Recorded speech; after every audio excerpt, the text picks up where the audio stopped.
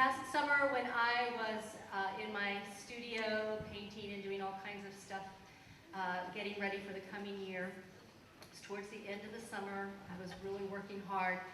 And I heard some people down on the street calling up the stairway saying, is that a dance studio up there? And I stuck my head out downstairs and I said, yeah, it is. And there were these two people down on the stairs. I said, come on up.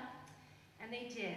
And we sat down and we started talking to one another. And that was when I first met Dr. Mia Lowden and her husband. Dr. Lowden, or Mia, lives in Charlottesville, Virginia. She is a research scientist on staff at the University of Virginia.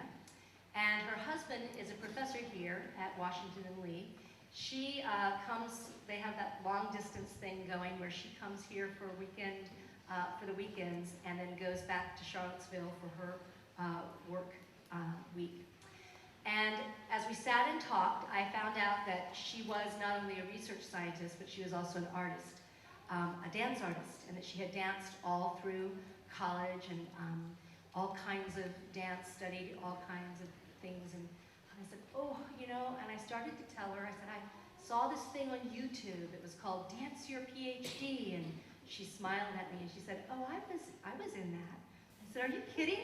And so we started to talk about that, and it was this contest, this nationwide contest, where some brilliant person said, you know, it's too easy to get a PhD, so let's make it a little harder or something, I don't know.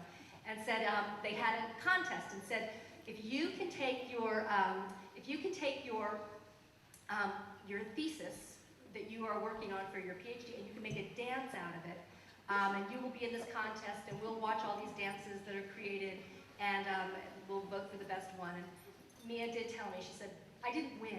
And I said, well, that's okay, that's okay. I said, so you're a scientist who dances and choreographs, and I said, would you consider doing something for us?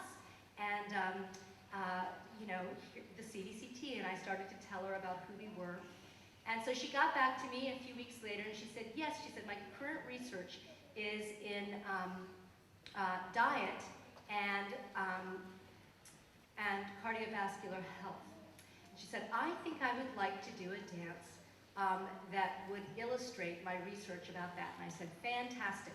And as we started to talk about it more, I'm going to tell you a little bit. Today, what you're going to see is just a prototype of what we're hoping to stage even later this spring. I always have big ideas and dreams reaching beyond what I'm doing right now. And if this is all we ever get to do, that's okay, that's good. It was really good. What I would really love to do is see this dance that she's created on a large citywide basis. I would love to see like 200 dancers taking part in it. And I would love to see all sorts of different stations all over our town of Lexington. And I would like it to be a big event where hundreds of people can take part.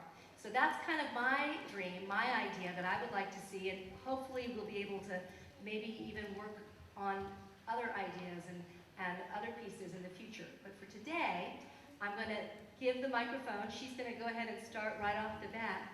I'm going to just say, ladies and gentlemen, I now present to you Mia Lowden and her dance called Change of Heart.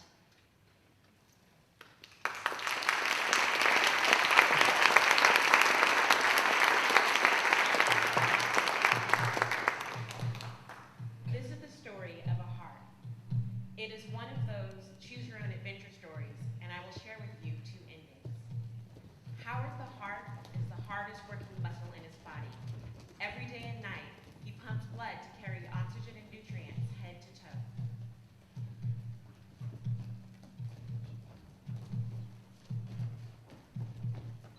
Blood flows through a system of blood vessels. Howard relies on these delicate vessels to do its job. After years on the job, Howard's work is getting harder.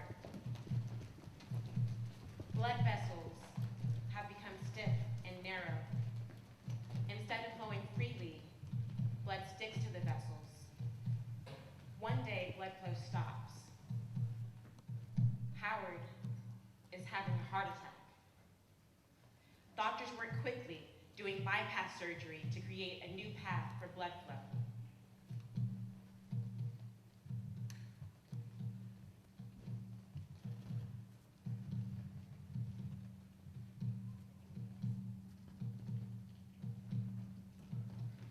Howard can do his job again.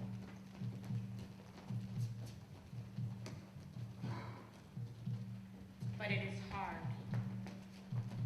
and his work gets harder. Finally, Howard has a second heart attack, and well, he dies.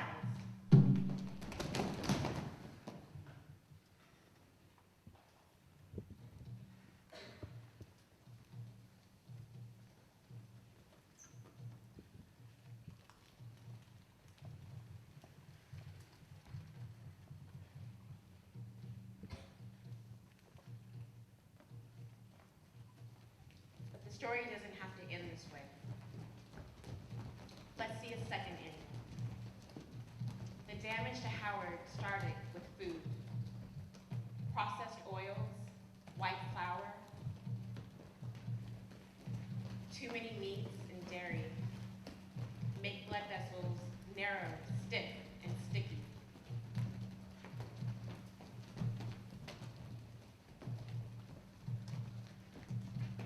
Lots of fruits and vegetables help Howard to heal.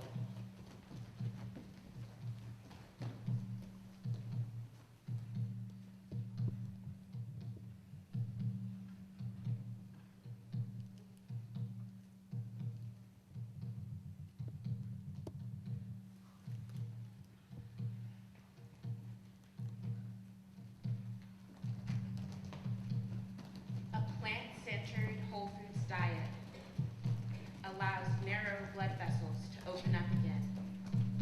Blood flows freely. Howard's job is